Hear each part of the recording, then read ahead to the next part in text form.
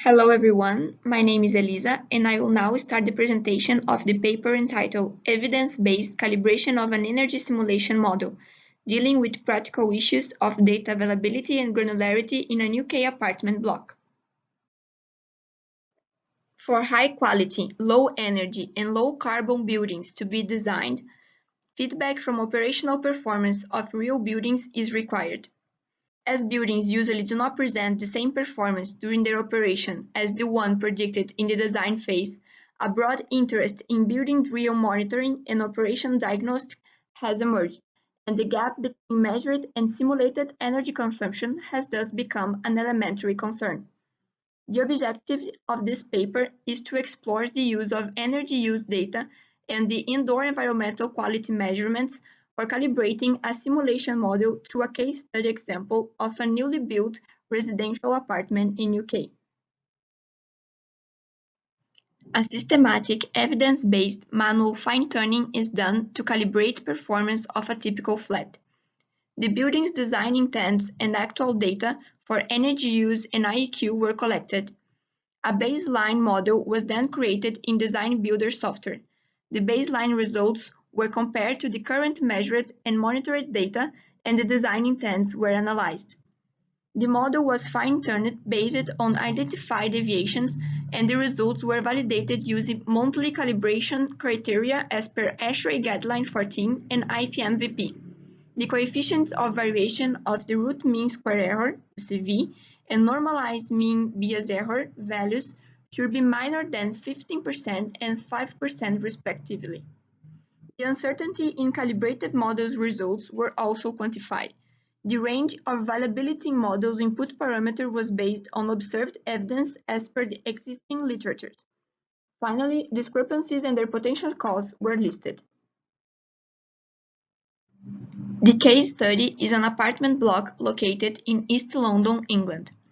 Only residents of 5 flats allow the monitoring of IEQ conditions in their homes. Therefore, one of those flats were selected as typical for the tailored performance analysis. Based on availability and granularity, the data for the year of 2017 was selected for use in model calibration. The table shows the measured data treated for monthly consumption for heating gas and electricity. This model was built directly in the Design Builder software, and these figures show the model design in the software. The outcomes from the simulation were compared with the actual energy consumption and elaborate the cause of discrepancies in the building's predictions. The CV and normalized error values were calculated for the base model.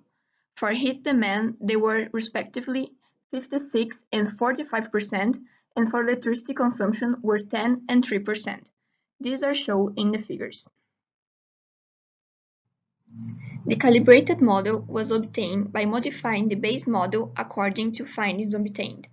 The parameters and values changed at each stage of the calibration process are summarized in the table. Incorporating all the changes based on the evidence-based method and empirical data, the actual heating and electricity consumption were compared with the simulation values of the calibrated model, as shown in the figures. The CV and the normalized error are respectively 47 and 37 for heating and 11.5% for electricity. The energy consumption values simulated in the calibrated model do not accurately represent the actual consumption data. For each of the factors listed in the table, uncertainty values were associated. To quantify the overall uncertainty, 2 simulations were performed. The lower bound simulation, performed to evaluate the scenario that presents the lower energy consumption, and the upper bound simulation, performed to evaluate the scenario that presents the higher energy consumption. In the figures, the value of actual energy consumption is in between the upper and lower values. Regarding the heating consumption, most of the monthly values were close to the maximum estimates. The graphs on the right side summarize the annual energy consumption for the actual energy use, the design projection in the base model, the partially calibrated model, and the minimum and the maximum value for uncertainty propagation. After the evidence-based adjustments, while there was a reduction in the existing gap, The simulated values are still lower than the actual ones, especially for heating consumption. Actual results lie within your reasonably defined uncertainty range. It suggests that there might be multiple solutions that may match the criteria. These discrepancies and the CV and normalized error values are shown in the tables.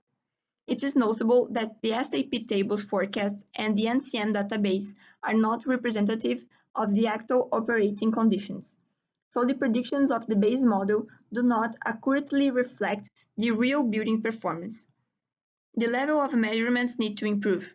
The scarcity of IEQ data, such as data losses, needs to be overcome. More detailed submeters are necessary, and the indirect calibrations need to be avoided. The calibration process of energy performance models does not reveal the absolute truth, but one of many alternatives whose simulated output values are close to the actual energy consumption values. Through this case study, calibration based only on evidence-based findings shows that there can still remain a significant discrepancy between measured and simulated heating consumption values. Although some limitations in the data availability and granularity, the evaluation process applied to the case study is reasonably and necessary to modify the incorrect initial forecast and reflect on the flexible and diverse real conditions of use for this flat. Better validation protocols of calibrated models and improvement in existing methods for calibration are required. A reduction of uncertainty in the model's input parameters is necessary by facilitating the access to operational performance data in buildings and improving data availability and granularity obtained by measurements. Those are the references. This is the end of the presentation. Thank you very much for your attention.